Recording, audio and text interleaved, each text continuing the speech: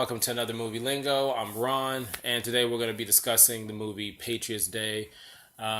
This movie is a biopic. It is a true story. There is spoilers if you, for whatever reason, weren't around in April 2013. There was a Boston race. It's famous as the longest running race in U.S. history. In this marathon, unfortunately, two bombs went off. Over 260 people were injured and 3 people died. This movie was directed, I believe, by Peter Berg. He's done The Rundown. He's done Friday Night Lights. He's also, I think he did Battlefield as well. But in this movie, you've got Mark Wahlberg in it, who basically is in any movie that has anything to do with the city of Boston. This movie, I would say watch the movie. I would first off by telling you watch the movie. If I haven't already said already, there's spoiler alerts unless you're at Wikipedia and you realize that this is a true story. Movie takes place in Boston, was filmed in Boston. They recreated the exact same streets and areas to film this movie. The thing about this movie, they didn't want to be so polarizing. I think they did a really good job of bouncing back and forth with the pace of the movie without kind of giving you, sometimes you watch a movie like this and they're already kind of telling you what their agenda is for you to pick a side. This one was actually, some people call it Boston Strong, or they might say Patriots. And the reason why is that is because when this was put together, it was 2 screenplays that were done. And the 2 screenplays eventually put together this, and this is how you have this movie. Mark's character, he's basically a police officer. I want to say it's probably the only real downfall in this movie. Mark plays a police officer who is virtually everywhere every time something happens. From the first part of the movie, he basically gets in trouble for being one of those police officers who mouths off at their boss. I mean, who wouldn't love to tell their boss what's on their mind? He does, and he gets punished. And his punishment is to be at the finish line, where you have family and friends cheering people on at the finish line. And so he's kind of demoted for that. So you're seeing that process. He has also a bum knee. They kind of use that throughout the whole movie. But his character is not a real character. They couldn't get the feel of what they wanted to do originally with that character because it was so many police officers and first responders that helped. So his character is not real. It's fictional. It's basically a makeup of Boston helping out in the situation. Now, the way the movie opens up is there's a Hallmark moment. I mean, they love to give backstory in this one because the first part of the movie is some of the main characters doing their regular everyday routine. You have a newlywed couple who are getting ready to go out and watch the race for the first time. You've got someone picking up Dunkin' Donuts, and if you've never been to Boston, Dunkin' Donuts is their thing. There's no other place to get donuts or coffee in Boston. But at some point when the race starts to kind of come to full speed, you know what's about to happen. The way the setup and everything is, you know without a shadow of a doubt, something is going to happen. Even with the camera angles, which was eerie, it was creepy, and it got you. The same angles that you saw on the news station, which was those grainy little side cameras, is the same ones you saw when you saw the suspects walking around and whatever was happening.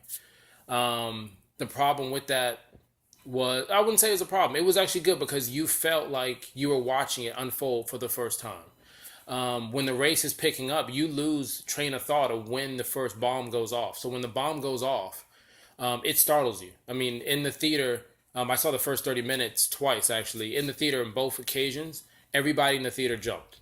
You didn't know it was coming. It led you like dazed and confused. The first explosion was, it was chaotic. You couldn't hear anything. You couldn't see anything. The camera was constantly moving. On the second explosion, Peter decided to say, let me make this beautiful. I mean, you had shrapnel floating in the air like it was snow. I've never seen snow, so I would know. But you had shrapnel floating almost like a ballet-like, the way the carnage and things were happening in the background. But once that event took place, the real pace of the movie picked up. The camera angle kept moving. Whenever they would have a scene into it, Mark's character, which is, again, the police officer that is everywhere, the same officer who was there at the finish line is also the same officer who the FBI needs information from. The thing about this one, if you saw our Eric Snowden movie, we talked about surveillance and how much information and privacy. This kind of makes you feel a little weird because Peter does this cool thing where he gives you a montage of basically the FBI or the government, however you want to say it, their ability to take information so fast. I mean, they're taking cell phone information, they're taking a multitude of stuff, um, and just let you know the difference between stuff. We did a movie Sully, if you remember. It has Tom Hanks in it. It was basically the miracle on Hudson River. The two movies are similar but not similar. They're true stories, but in that one, they're trying to say how the hero has become, how this thing that you would think, oh, you're at the top of the world, how it didn't make him feel the top of the world, and he second guessed himself. Also, in this one, he was kind of preventing a situation, so he kind of saved lives, and his decision making, helped people. This was something where, unfortunately, it is a dark part of U.S. history. It is the tragedy that happened after 9/11, so I want to say it's the second biggest since 9/11. This was the cause and effect after. The storyline was completely different. The pace was completely different. This one almost ran like a documentary as far as the information. Now, when you get into the movie, I don't want to bore you with the details of what's in it. Again, you should go watch it, but it's very accurate to the movie. Like I said before, they worked diligently to give you the best representation of the situation in Boston. You had the same police officers that were there. They were there coaching their on-screen cast members. You had basically, I want to say, an outpour from people where they had to get this right. Like I said before, this movie is not the first time Peter has done something like this, because he did something with, I think it was some movie in the ocean where there was an oil spill. I don't know if it was Horizon something, but something happened in the oil spill. He also there was a movie with, I think, Mark again, where he was a military person. He has this thing where if there's an event that's going on, without a shadow of a doubt, he is going to put it to the big screen as soon as possible. If I can figure out, what would I say that I didn't like about this movie? There's a whole bunch of sponsorship in the movie. You can tell every running company or physical company is a part of it. I don't want to say it took away from the movie, but there were some jackets that said certain companies on it, the front and back. And I own some of those jackets, and I've never seen the graphics front and back, so some of it did take away from it. There was also a part where it was kind of scary, but you saw the lockdown of a city. They made it seem like it was smooth.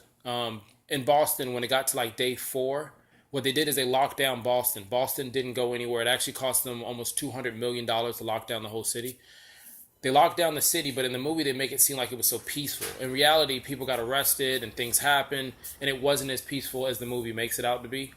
But again, from a movie that you can literally go on the news, our website, and get step by step, this movie followed it perfectly.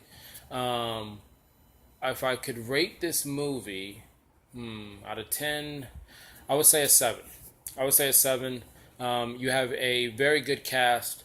Unfortunately, you couldn't get more out of Mark because he wasn't supposed to be that guy. He was supposed to be a mixture of everyone that helped. So the few scenes that he was emotional for it wasn't really, anything award winning.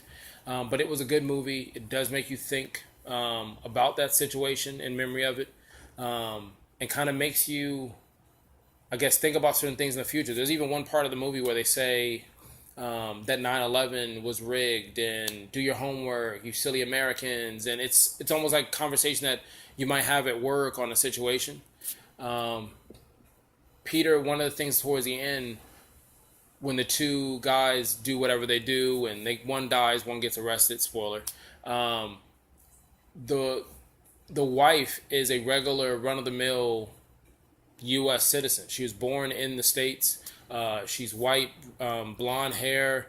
They actually make sure to go out of their way to show you that whatever they led you up to believe, the whole Muslim and all this other stuff, this is who they still can't pin this on. This person was a part of it, and they were the same person that would be at Starbucks. But he wanted to say, hey, look, we don't understand why people do things of this nature, something so dark and tragic, whether it's religion and other things, but he wanted you to kind of have that conversation when you left.